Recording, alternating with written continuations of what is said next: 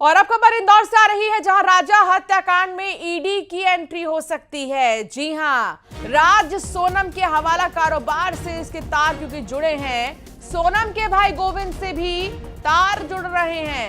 तीनों के हवाला नेटवर्क की जांच ईडी कर सकती है। राज कुशवाहा के मोबाइल से हवाला के सुराग मिले थे। गोविंद के रिश्तेदार जितेंद्र के खातों की भी जांच की जा सकती है। ये बड़ी जानकारी मिल रही है। ईडी की एंट्री इस मामले में हो सकती है।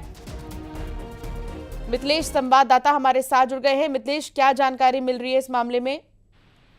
आप देखिए, पूरे राजा मर्डर की अगर बात की जाए, इस पूरे मामले में लगातार जांच चल रही है और एक कनेक्शन इसमें सामने आया था हवाला कारोबार का। जो इसमें मुख्य आरोपी है, जो राज सोनम का प्रेमी है, उसके मोबाइल वो चैट जो आई थी, जो इनके और सोनम के बीच में जो चैट आई थी, उसमें कई सारे खुलासे हुए थे।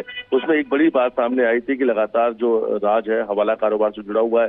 कई नोटों के नंबर, कई नोट ऐसे 10-10 रुपए के थे जो उसके मोबाइल से मिले थे। तो पुलिस को कहीं ना कहीं इस बात की पुष्टि होती है कि राज जो है वो हवाला कारोबार से जुड़ा हुआ था। दूसरी तरफ अब इस पूरे मामले में एक बड़ी जानकारी सामने आ रही है कि इस पूरे अब ईडी भी हवाला कारोबार को लेकर जांच कर सकती है। बहुत जल्द ईडी की भी एंट्री हो सकती है, जो ये सारे कनेक्शन को निकालेगी कि सोनम जिस खातों का इस्तेमाल कर रही थी, जितेंद्र रघुवंशी का नाम सामने आया था, उसके खातों में लगातार पैसे का ट्रांजैक्शन हो रहा था। आखिरी जो ट्रांजैक्शन है वो 20 लाख का था, फिर 15 लाख रुपए जो पैसे उसमें बचे हुए हैं, बाकी पैसे ट्रांसफर किए गए। तो कहीं ना कहीं ये माना जा रहा है कि इन्हीं खातों का राज भी इस्तेमाल कर रहा था ट्रांजेक्शन के लिए, हवाला के पैसों के लिए। और सिर्फ छोटा पैसा नहीं, बहुत सारे लाखों रुपए के लेन देन उसके मोबाइल से रिकवर हुए हैं। तो कहीं ना कहीं हवाला कारोबार का एक बड़ा कनेक्शन राज और सोनम के सामने आए थे, जिसमें अब ईडी बहुत जल्द पूछताछ कर सकती है। यानी बहुत जल्द इस पूरे मामले में अब ईडी की एंट्री होने जा रही है। जी,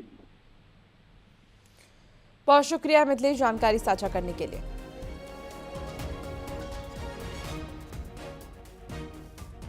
ग्वालियर में 7 महीने पहले नगर निगम